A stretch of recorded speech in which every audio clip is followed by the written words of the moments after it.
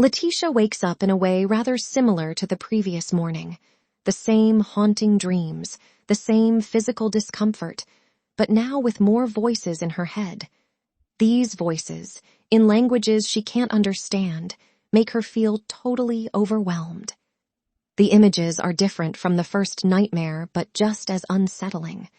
She finally brushes it off, rationalizing it as probably due to her newfound situation. In her bathroom mirror, she reflects on the fact that her body is now changing. She takes solace in the fact that most of her friends have already reached this stage of womanhood, and she knows what to expect. Somehow this comforts her, since her closest friends said that she was late to the party, and now she is finally on track. Lifting her t-shirt, she looks at her stomach's reflection, only to be startled by a hallucination of a knife slicing it open. In a reflexive motion, she pulls her t-shirt back down and steps back, knocking beauty products off the shelves. Looking down, she is both shocked and relieved not to see blood pouring from her belly.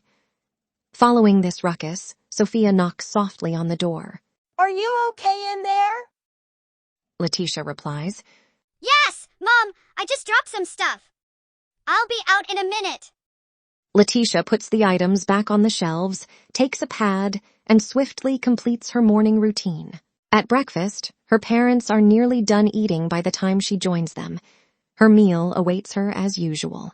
"In 2 weeks, there's a half marathon, and I'll be running after school," states Leticia. Sensing that the conversation might head in a direction he's not comfortable with, Andre quickly finishes his coffee and bolo. He kisses his wife and daughter on the head and leaves for work. Sophia says, "I know how much you love running and how important this race is for you, but take a few days off. You'll have plenty of time to catch up on your training." "But, Mom, everyone is counting on me. I know I can't win, but if I finish under 2 hours and a half, I'll earn valuable points for my team," Sophia insists. "You are a talented girl. I know you'll succeed even without today's training. You will see that things are a little more complicated while on your periods. Please give it a rest for a while." Leticia, elevating her voice, pleads. "But, Mom, people will think I'm letting them down." Sophia cuts her daughter off with the same tone. "There is no buts this time, Leticia. You are on an entirely new journey. Your body is changing. You don't know how it'll react under pressure today." She places her hand on Leticia's and adds, "Please give it a rest. We'll see how the situation evolves. Whatever happens, you will run in your big race." Speaking softly, Leticia agrees. "Okay, Mom." Sophia reaches into her pocket and says, "Here, 20 reals for a snack if you need it." She adds, "You know your father, and I wouldn't miss your race for the world." Rushing now, she says, "Eat quickly, I can't drop you off today." She kisses Leticia on the same spot where her husband had kissed her minutes earlier, and then leaves the apartment. Leticia contemplates the new golden 20 reals note and puts it in her pocket without a second thought. Leticia is jogging down the street at a good pace on this beautiful day. Further away, Isabella and Johanna are encouraging Leticia to hurry up because they might miss the bus. Leticia joins this duo in a well-rehearsed manner where her friends stop her in her tracks. Behaving like normal teenagers, they greet and hop, happy as if they haven't seen each other for months. The bus arrives uncommonly on time, but is commonly filled to the brim. The now trio squeezes in, whispering the most unremarkable secrets. This sense of normality makes Leticia forget about her worries. In class, Leticia's idle mind throws her back to her nightmares. With a better sense of control, she takes out her now dedicated notebook to draw new symbols, letters, pictograms, and glyphs. Sounds echo in her head more than others, conveying a sense of meaning to what she draws. A well-drafted sitting cat reverberates in her head as mew. A doodle in the rough shape of a house calls forth the sound shay. Throughout the day, Leticia manages to fill 2 sheets with incomprehensible doodles to the casual observer, but it did sing to its author. At 4:30 p.m., the bell rings for the last time for Leticia and her friends. They rush out of the school to escape the stifling atmosphere and gain their daily freedom. After another 10 minutes of chatting, Johanna says her farewell because she's not allowed to stay out late. Isabella and Leticia slowly make their way to the athletic fields. Just at the gates, Leticia pauses and says, I can't come with you today. What's wrong? You know, my mom, since yesterday, what happened? Okay, I understand. That was hard on me as well. Would you like me to stay with you? I don't really need the sparring. No need. I'll just head home. I have stuff to do anyway. Okay. Then gives Leticia a big hug and trots toward the main entrance of the building, looking back and waving. See you tomorrow, then! Leticia replies while waving back. See you tomorrow! Her fake smile fades away once her friend is out of sight. Looking at all the students entering the grounds, Leticia doesn't feel like she belongs there today. She reluctantly heads home. She doesn't want to mingle with other people, but also doesn't want to be alone at home. She opts for walking back, gaining a good 25 minutes on her arrival time.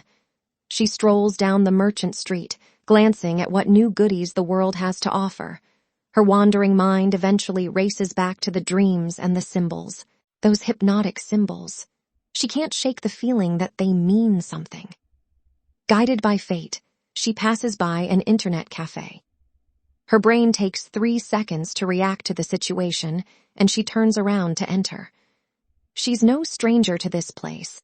She and Isabella spend time online looking for lyrics, manga posters, the latest fashion, and so on. Today, her need is different. She politely asks for an hour of connection and presents a 20 real note to the owner. Feeling a bit low on energy, she also orders a cola. Taking her change, Leticia heads toward the quietest computer spot available and makes herself comfortable. She connects and then focuses on what she should query. The Google logo confronts her, offering no obvious answers. The sound of a bottle and glass being placed on her table interrupts her concentration. She smiles and thanks the young waiter. Readjusting her position, she types queries like Egyptian cat, kanji characters, ancient alphabet, Chinese characters, and more into the search bar.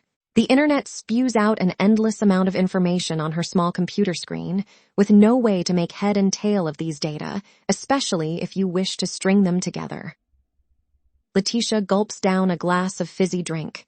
The cold and acidity instantly kick her brain back into working capabilities. She pulls out her notebook for inspiration. Looking at the pages of characters, she types the sounds she hears. A chaotic range of letters fills the search bar, and she presses Enter. This query seems to have broken the master of knowledge, who is Google. Only 12 results. On preview, most of the websites make less sense than the request, except for the 4th one, who is titles, Solve the Puzzle and Win Some Price.